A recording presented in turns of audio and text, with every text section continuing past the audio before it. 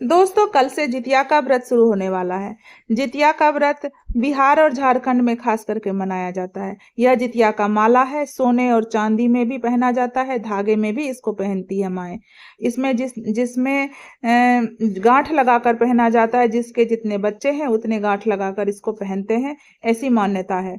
और कुछ टाइम के लिए यह माला पहनते हैं और उसके बाद फिर उतार कर रख देते हैं, अगले साल जितिया में फिर से पहना जाता है। तो क्यों करते हैं ये जितिया का व्रत, कैसा होता है, कैसे किया जाता है? तो 3 दिवसीय व्रत होता है यह। पहले दिन नहाय खाए होता है, दूसरा दिन निर्जल उपवास होता है और तीसरा दिन जाकर पारण होता है। दूसरे दिन के व्रत जो है उसमें निर्जल ही रहते हैं, शाम को भी रात को भी कभी भी कोई पानी का कोई इंटेक नहीं होता है इसमें।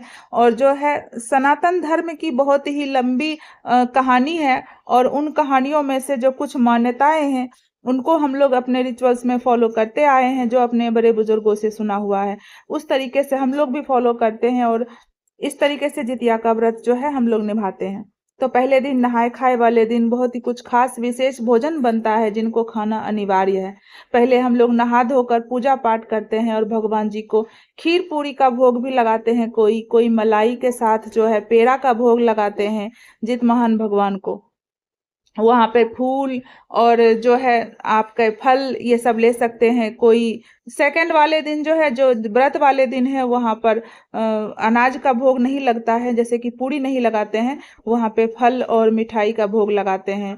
अ, तो यहाँ पर जो है मैंने आम के पल्लव भी ले लिए हैं, कुछ मिठाई, अक्षत, रोली, दूब और ये सब ले लिया है मैंने। उसको झींगे के पत्ते पर रखकर नहाय खाए वाले दिन जो भगवान को पहले प्रसाद चढ़ाया जाता है, उसके बाद जो है किचन में भी कुछ खास तैयारियां होती है।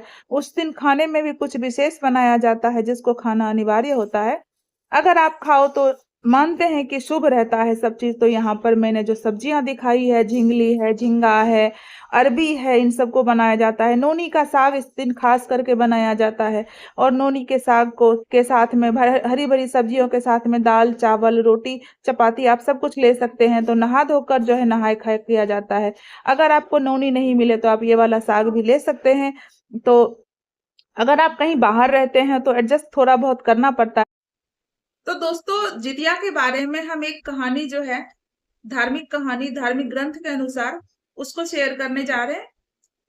तो इस व्रत से जुड़े हुए जो कुछ मेन तथ्य हैं इस प्रकार हैं कि एक कथा के अनुसार महाभारत काल में अश्वत्थामा ने बदला लेने के लिए अभिमन्यु की पत्नी उत्तरा के गर्भ में पल रहे बच्चे को मारने का पूरा प्रयास किया था।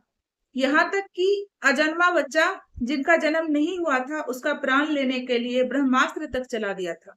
तब आज का ही दिन था।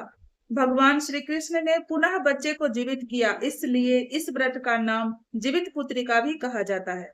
मान्यता है कि जो भी महिलाएं इस व्रत को विधि विधान से करती हैं, उनके संतान पर कभी भी विपत्ति नहीं आती है, उनकी आयु दीर्घ होती है, उनको जो है दुख का सामना कम करना पड़ता है। इसलिए सारी माएं जो है निर्जल व्रत रहकर और इस जीवित पुत्रिका का व्रत का जो है पालन करती हैं, बड़ी ही खुशी से करती हैं, बड़े हर्षोल्लास के साथ इस व्रत का धारण माएं करती हैं।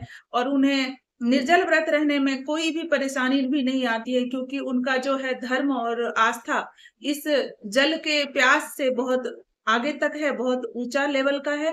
तो यहाँ पर प्यास का जो है माए को पता भी नहीं चलता है, और बड़े ही श्रद्धा से वो अपने व्रत को पूर्ण करती हैं। और अगले दिन जब जाकर तिथि के हिसाब से जब टाइमिंग रहता है, पंडित जी बताते हैं कि अष्टमी जब खत्म हो रहा है, नवमी प्रवेश हो जाता है, उसके बाद ही माएं पानी पीती हैं, अपना व्रत का पालन करती हैं और फिर विधि विधान से अपने व्रत को संपन्न करती हैं।